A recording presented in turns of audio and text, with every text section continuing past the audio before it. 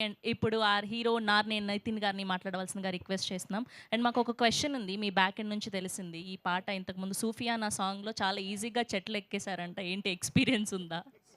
Experience ఏం లేదండి. చాలా కష్టపడి పైకెక్కాను. ఆ రోజు నాకింకా గుర్తు గూడా. ఆల్‌మోస్ట్ ఒక 3, 4 అవర్స్ దానిపైన అలా ఉంచేశారు. దెబ్బకి కొన్ని రోజులు బన్నీ గారిలాగా సార్ నేను గూడా ఇలా పుష్పలాగా ఇలా నడిచాను సార్. సో, అది కష్టమైందే అండి. అదేమో అంత ఈజీగా ఏమి ఎక్కలేదు నేను. ఓకే. ప్లీజ్. థ్యాంక్స్ అండి అందరూ ఇక్కడికొచ్చినందుకు మా ఈవెంట్‌కి. Thank you very much. ఆహ్, మేము ఒక మంచి గోదావరి సినిమా తీసామండి.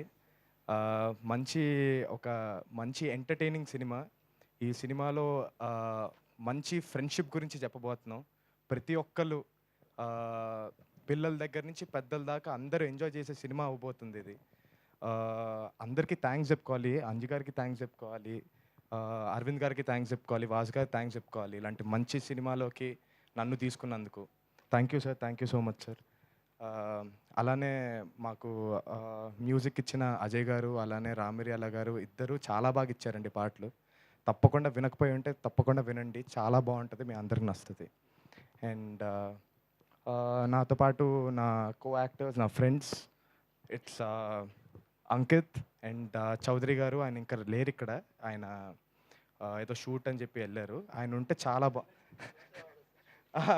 అదే ఆ వీడియో చూసి అరెస్ట్ అయ్యారనుకుంటారేమో. ఆయన షూట్‌లో ఉన్నారండి. సో, ఆళ్ళిద్దరికి కూడా థాంక్స్ చెప్పుకోవాలి. ఎందుకంటే మా ముగ్గురి మధ్య ప్రతి సీన్ పండింది అంటే ఆళ్ళిద్దరు కూడా ఆళ్ళ ఎఫర్ట్స్ ఉన్నాయి కాబట్టే. Thank you very much. Thank you అండి. అలానే మా టైటిల్ హాయ్ మేము ఫ్రెండ్స్ అండి.